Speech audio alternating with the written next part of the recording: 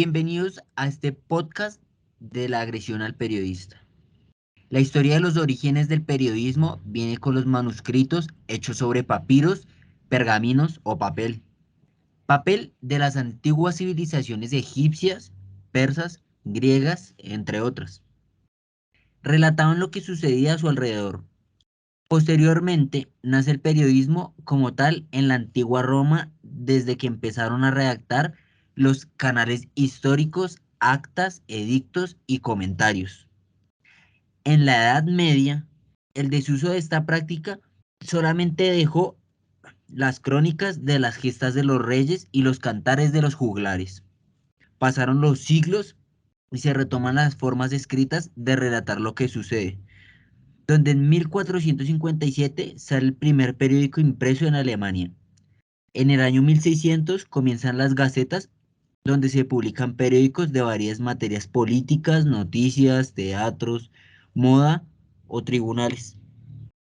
Y al pasar de los años y siglos, obviamente, el periódico se globalizó en el mundo y con ello dejó un recuento de los acontecimientos de las diferentes épocas y lugares del mundo. Pero, ¿quién es el que da a conocer estos acontecimientos? Lógicamente el periodista. Y como dijo Gabriel García Márquez en una entrevista, la primera función del periodismo es la verdad porque vivimos en un mundo lleno de mentiras. Seamos realistas.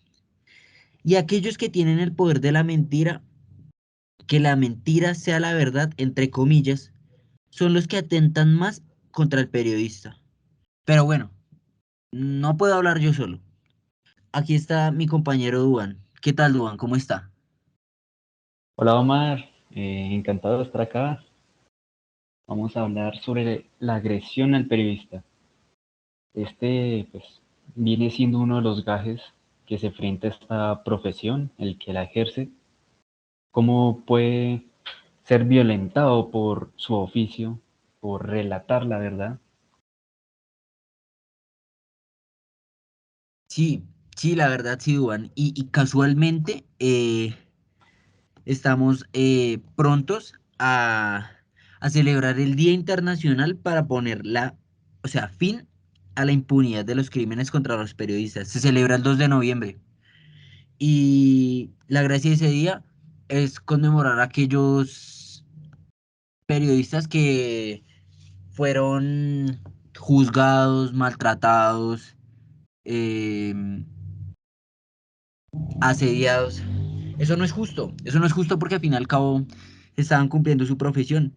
Y ese día es en conmemorarlos a ellos y aceptar que ese tipo de acciones debe tener fin. Ve, es un buen, ¿qué? Una forma de celebrar. Pues no es celebrar, Sí, sino como que darle esa intención de que se luchó, se vivió estos acontecimientos. sí, sí, sí, total, total. Si nos ponemos a pensar, aquí en Colombia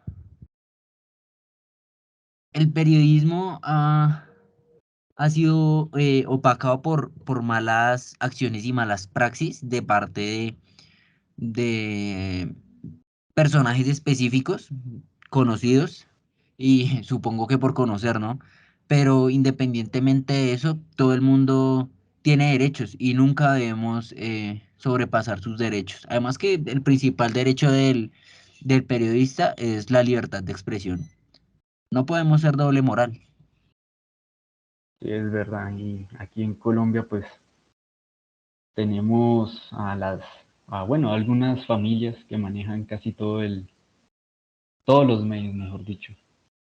Unas cuantas, pues ahí está RCN y Caracol, que son los medios tradicionales más reconocidos. Sí, sí, sí, sí, es verdad.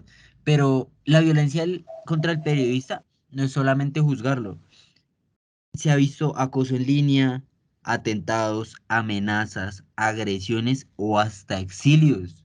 O sea, ¿cómo uno va a exiliar a a un periodista solamente por decir la verdad? Eso no tiene lógica. Claro, atenta contra la vida. Y es aún peor en las mujeres, ¿no? Pues ya se ve esta parte de la violencia sexual y el acoso sexual. Total, total. Uf, o sea, palabras sabias.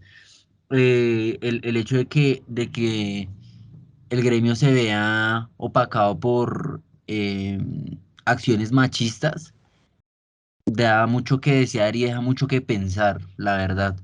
Además que no es solamente machismo, es homofobia, racismo. O sea, ¿cómo es posible que nosotros, como comunicadores sociales, nos veamos afectados, o sea, por acciones solamente por estar cumpliendo nuestro trabajo? No, no es ético de parte de la sociedad personalmente. Pues tienes razón, pero entonces cuando hay personas que tienen poder, dinero, y pues voy a dar un ejemplo donde se vio mucho esto, la violencia hacia el periodista, es cuando los periodistas fueron el principal blanco de Pablo Escobar. Entonces esto para presionar al gobierno de César Gaviria a retratarse e impulsar el acuerdo con Estados Unidos, la extraditación de estos narcotraficantes. Sí, sí, sí, sí, o sea, qué buen ejemplo. O sea, yo creo que en Colombia ese es como un ejemplo muy marcado, como una acción muy marcada por los ataques al periódico El Espectador, por cómo él manejaba los medios. O sea, solo estaban cumpliendo los periodistas y los profesionales en decir la verdad, en no esconder las cosas, en tener ética. Y aún así fueron violentados, asesinados, sus familias fueron eh, masacradas, maltratadas.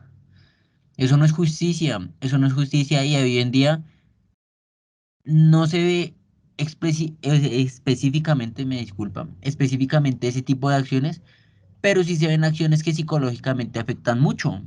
El hecho de que una periodista no sepa leer muy rápido el teleprompter o cometa un error o algo así, ya es acribillada, ya eh, la, la expulsan de donde trabaja por ese tipo de cosas y ante todo todos están ejerciendo es su profesión.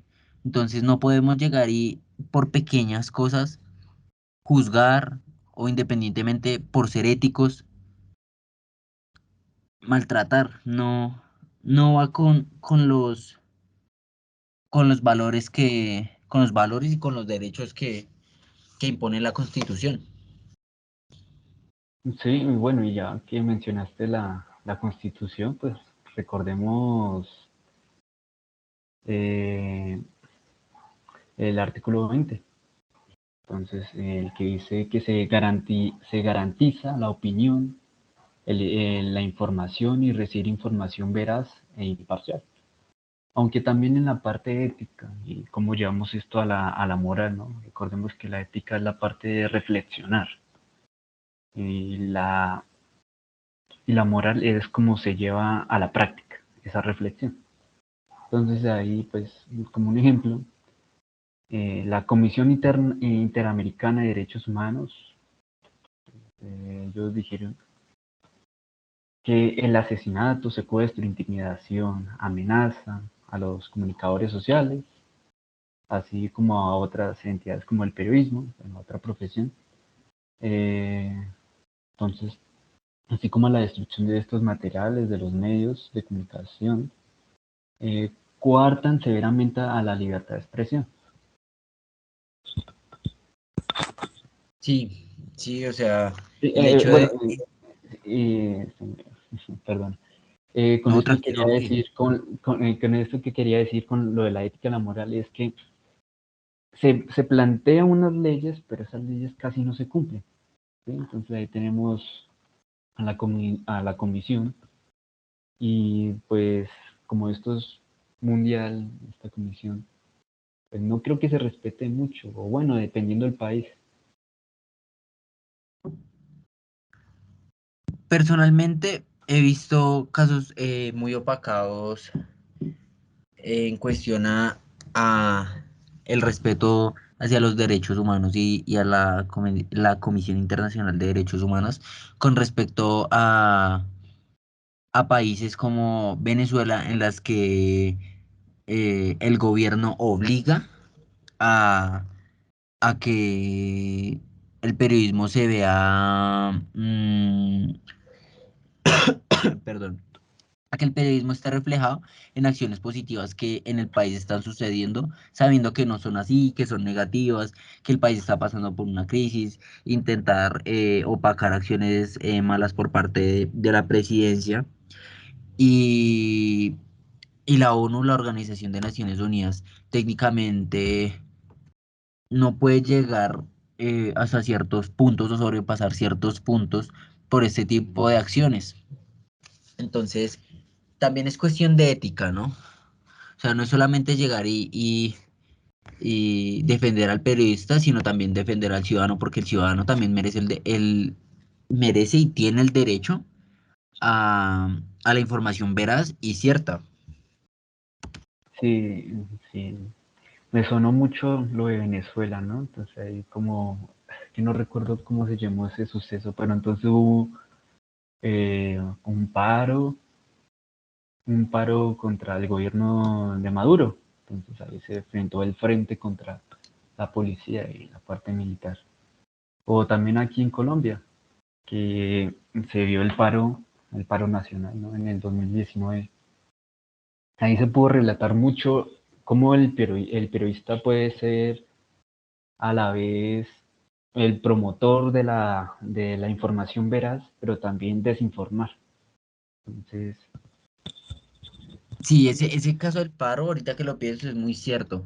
Yo recuerdo mucho que en tiempos del paro, los canales tradicionales de los que usted hablaba, decían que no, que la situación ya estaba arreglada, que la gente ya estaba pues contenta con las nuevas acciones que el gobierno estaba tomando, todo eso, y los que estábamos en las calles éramos testigos de que eso no era así, de que toda la gente estaba muy alborotada, que estaba muy inconforme, que estaba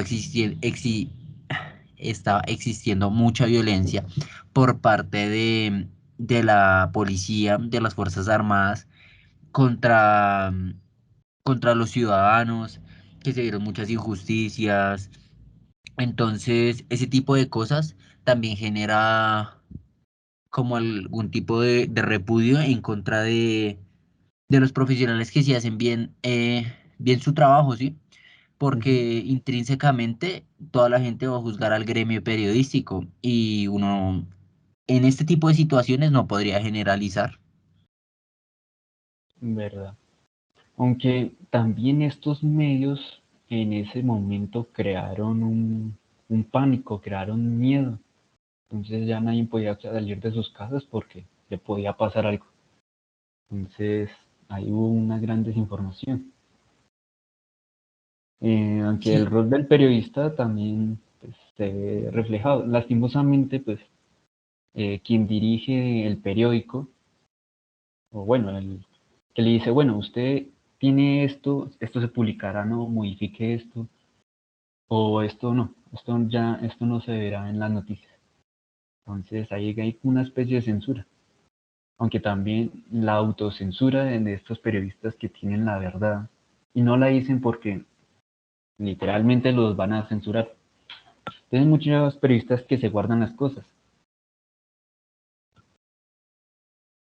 sí, sí, eso sí es verdad. Hay muchos periodistas que tal vez por miedo a que sus carreras se vean tal Perjudicados. vez perjudicadas, si esa es la palabra, perjudicadas, no hablan o no dicen las cosas o temen. Y eso también va en la ética profesional, o sea, esto es una constante y así como podemos, o sea... Así como podemos vernos afectados, hay que ser conscientes de que nunca debemos dejar la ética de lado. El hecho no es vernos afectados, ¿no? El hecho no es ese. Pero nunca nada va a ser perfecto y hay que ser realista. Pero ese tipo de cosas no justifica que, que se agreda al periodista o que se violente. Sí, esto me hizo recordar la trayectoria de Daniel Coronel, ¿no? Estando en la revista Semana, entonces vino Vicky, y bueno, hubo problemas. Después se salió y ahora hace periodismo no tradicional, por las redes sociales, YouTube, ¿no? Facebook, de, dan buenas investigaciones. Más, como más la ética profesional y, y pues su trabajo. Uy, Duan, discúlpeme, o sea, los dos nos olvidamos de absolutamente todo y creo que nos alcanzamos a pasar un poquito del tiempo, qué pena con usted, aunque la información fue muy buena. No, pues, ¿cómo terminamos, Omar? ¿Cómo terminamos? Nada, pues darle gracias a nuestros oyentes, primero que nada, y pues no dejar este tema acá, o sea, tenemos que seguir con nuestro podcast, obviamente. El tema periodístico se ha visto muy bien en cuestión a la información que hemos dado y además siento que todos nuestros oyentes deben escuchar cada una de las palabras, merecen saber la verdad. Sí, tiene razón, me gustó esa conclusión. Yo como comunicador social, pues yo les diría a nuestros oyentes que hagan pensamiento crítico, pregúntense en las cosas, comparen las cosas, a ver si una cosa va con la otra. Entonces, ahí para contrastar la información de los medios aquí en Colombia como Semana y demás. Si están diciendo la verdad o si están ocultando algo. Y bueno, Es un muy buen consejo y ante todo, seamos parciales y no agradamos al profesional. Todos tenemos derechos y independientemente de cualquier cosa, todos salimos a ganarnos el día a día. Tengamos conciencia, seamos parciales y sí, no comprendamos cada una utilicemos, de las situaciones. sí, y no utilicemos el discurso del odio. Sí, Cuando, total. ¿no? Bueno, entonces, Entonces, Omar, gracias. no, gracias a usted, Duan, por estar acá, por una nueva emisión de nuestro podcast. Y pues nos veremos de nuevo la otra semana con un nuevo tema. Listo, Omar. Vale, muchísimas gracias, Duan. Chao. Hasta luego.